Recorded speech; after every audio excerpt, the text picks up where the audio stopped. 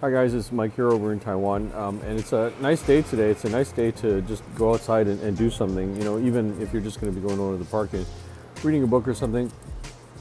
So I was watching some videos about some different stuff. I think the biggest thing that's kind of in the back of my mind is, what's the next step about, um, you know, making money is like, because I was just so focused on making money online for a while, and then I realized that, kind of everybody's kind of doing that at the same time. Especially with AI, it makes it like there's kind of like a low barrier of entry. So, even if you're like a teenager, even if you're like somebody who had no technical skills, then you might be able to do that. The latest one that I was watching was this lady basically said, go into AI and just say like, okay, give me an idea for some type of an app. And then take that app and then make it like make an MVP, which is like minimal viable product. Then you go to like one of these app maker things, and then you just go plug that in, and then it'll make you an app. And then just try to debug the app as much as you can. Then take the app and then put it into like some app store and put it behind a paywall, and you're done. And she's kind of leaving out like so many details. Like for example, like with Amazon, they run ads, but then the ads are like they only have to be Amazon ads only. And just like sticking it behind a paywall, it doesn't necessarily guarantee any type of success, because there's millions, literally millions of other people that are like making apps, and they're kind of doing it a little bit more legitimately because they're a developer. Obviously, if you're going to be putting it into one of those app makers or something, then you don't have any coding skills, and then all it takes is like one or two bad reviews in order for your app to like not get pushed out or like whatever. And I mean, it is what it is. If you have the confidence and the gusto to just kind of go and put an app out there, then that's fine. Most of these app makers are like $30 a month or something like that. And I did that already. And actually, my membership for one of those app maker things is going to expire at the end of this month. I don't want to say that I've been there, done that for every single thing. I even tried to dabble a little bit in AI music, which I didn't. I made a little bit of money, but it's I even like went into like forex and stuff, and I don't know necessarily if that's for me, because I don't like the risk, the amount of risk that is there. I'd rather just there's something where I'm doing like something, and then I get paid a lot of money to do it. I've been watching this guy. Andrew something, I forget his last name, but basically he's like this big buff guy, and he sends a bunch of videos about how to do business. And I mean, he's pretty smart, because he opened up his own gym, and then basically he's running it all by himself. And obviously he is the product, because he's like this big muscular dude.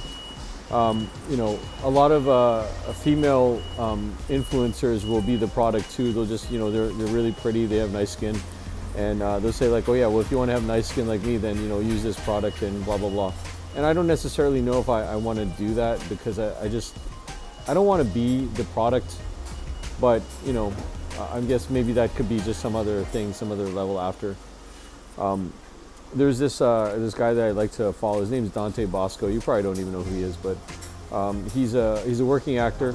He used to be really big in the 90s and stuff. And he does this thing called the residual check lottery. So he gets residual checks from like some of the TV shows and movies and stuff that he did before. Consider him kind of lucky, because he was just kind of in that situation, and his mom pushed him to go do acting. But at the same time, I mean, he's a working actor, and he's got a bunch of stuff out there, and it is what it is, right? So. But the reason why I'm bringing him up is because he wanted to like kind of go viral online, but he didn't want to like go do like a bunch of dancing and stuff like that. And I don't necessarily know if dancing is or not the way to go, because even you got that crazy weather guy and he's like in his 50s or something. He's doing a bunch of dances, and what is it to, at the end of the day, with dancing, singing, or rapping, or whatever online, is you're just trying to get people that dopamine hit, where they say, oh wow, that was really cool, or that was like, rappers, they'll say like bars, like wow, bars, and they have done that, but I don't want to do like a rap thing anyway, right? But rap it's kind of weird. You just have to learn how to say things like on the beat and say them in a certain way that sounds really like for men, like really macho, masculine, and like a cool dude. And I don't know, there's I guess like there's like some female rappers out there that kind of do the same thing. I don't know. All I know is I want to do like my own thing, and I want to get people to listen to what I'm doing. But people don't listen to what you're doing unless you do something that's really crazy, like that dude who was climbing Taipei 101. Like he's probably at one point in time he was probably the most famous guy in all of Taiwan, which is I don't know if it's saying much or not saying much, because there's like 22 million people on all of Taiwan. How many of them are on social media? How many of them watch YouTube every day? I'd probably say at least half, and then you have to take out all the old people and all the children, the ones that don't know how to use devices and social media. So I don't know, it's just kind of this weird world out there. Everybody's trying to say that they're special and they want to go ahead and do something and make money online, but nobody really wants to tell you how.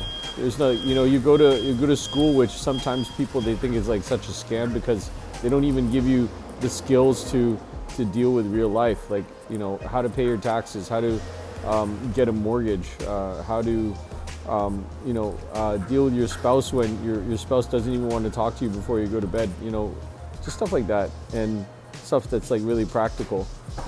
Somewhere, somehow, there's probably some university course where they're telling you like, okay, this is how you do social media or something, or this is how you go viral online, and here's the algorithm. But honestly speaking, it's probably like some course like that on like YouTube or something, so you don't really have to actually go out to university or college to go ahead and do that. I mean, say if you even want to be a photographer, photographers get paid a lot of money, especially like wedding photographers. So you set your rate at this certain amount. Say, okay, hey, look, I'll give you 2 sets of photos that you could use and you'll remember forever, and give me $1,000, right? I knew a guy who was doing that. He's doing photography. He actually started doing that outside of high school, I think, because I think that's what his parents were doing. And I saw his website. He's a nice dude. Not something that I could probably emulate or something that I want to follow. You also have like some situations where the father or the brother is making some type of a business, and basically you could just go follow and go to whatever they're doing. So guys, I'm just trying to like look at something, dip my foot in a couple of different pools. We'll see how it goes. I'll give you guys an update probably in the next like a week or two. This is Mike in Taiwan. I'll see you guys later. Bye.